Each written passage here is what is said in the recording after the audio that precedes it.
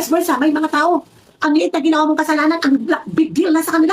Hindi ka nila mapatawad. May mga tao na, dahil ganyan ang ginawa mo sa akin, kahit mamatay ako, hindi kita patatawarin. Tapos kung pagkakamali mo lang, naku, tinawag na kasi masama yan. May mga tao na ang hirap makalimot, ang hirap magpatawad. Subhanallah. Binis ka sa natin dito, hindi patatawarin ng Allah sa din sa Ramadan, kahit na nagtahajud ka, nagtiyamulay ka, nagtilawa ka, nagsadaka ka, kung ikaw ay may matigas sa puso. Kung ikaw ay hindi marunong magpatawad sa kapwa. Kapatid ko, at ako lekon, inda, ilan ang nagawa mong kasalanan, si kakasali. Ilan ang pagkukulang po sa Allah. Paano ako patatawarin ng Allah kung hindi ko patatawarin ng mga taong naging kasama sa akin? Mga taong nag-backbite sa akin. Mga taong may mga utang sa akin by money. Diba? Mga utang by slandering. May mga taong na nilait-light ako, kinriticize ako. Yung iba pa, pinupost pa ako, sinisiraan ako. Yung iba pa, lalaki. Parang hindi lalaki, inaaway ako. Pero hindi ko sila patatawarin. Iba, hindi ako yung kawawa. Unang-una, mabigat ang puso ko. Right? Sa tuwing maalala ko, maiinis ako, masisira pa yung mood ko. Baka tumanda pa ako ng doble-doble, senior na nga, masisenior pa ako ng doble-doble.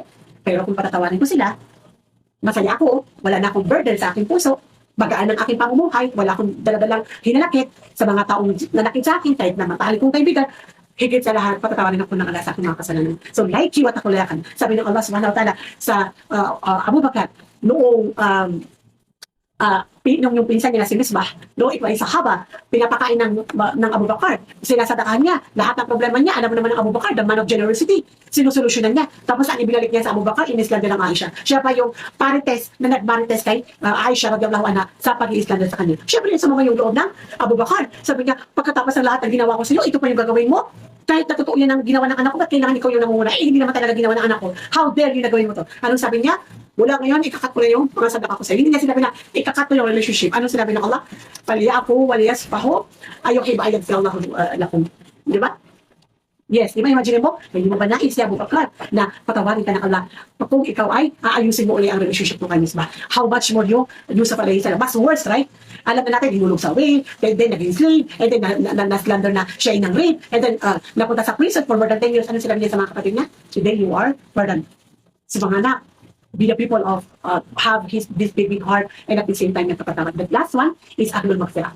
Right? Ang ugali nila, laging nag-astaghfir. Laging nag-astaghfir. Hindi nag-justify ng kasalanan. Hindi, ang kausap ko naman kasi anim, ang kausap ko ustad, ang pinag-uusapan namin, pagpapalaki ng iman. Girl, kahit ang boyfriend mo ay anim, tabi-tabi ang pasintabi lang, kahit ang boyfriend mo ay hafiz, hindi na nangangahulugan, nabibigyan ka ng kapahintulutan ng Allah na makipag-chat o lalo na kung makipag-zina si brother kay sister. Walang ganun. Never justify the evil deeds. But because ikaw ay isang mananampalataya na nagkasala, nagbakbay, naging arugante, naging inggitera, nasigawan niya ang kanyang magulang, nakipag-away sa kanyang kapatid, automatically nagzina, pero pagkatapos ay gumawa ng kasalanan, ang sinabi ng Allah, walladina idha fa'alu fahishatan aw dhalamu anfusahum dzakirullah. They immediately remember Allah every time na they wrong themselves, every time na nakakagawa sila ng kasalanan. Fastaghfiru li dhunubihim and immediately they say, Ya Allah, astaghfirullah al-azim. Maraming kasalanan, they never leave their salah.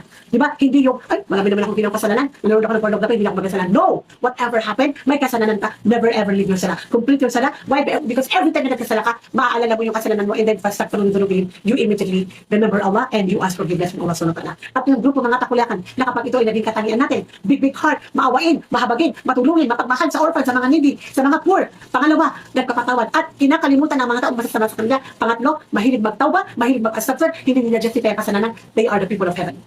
Kahit mamatay sila na may kasalanan sila, patatawarin sila ng Allah. Why? Because they possess these three beautiful characteristics na sinabi ng Allah subhanahu wa ta'ala sa Surah Al-Baqarah.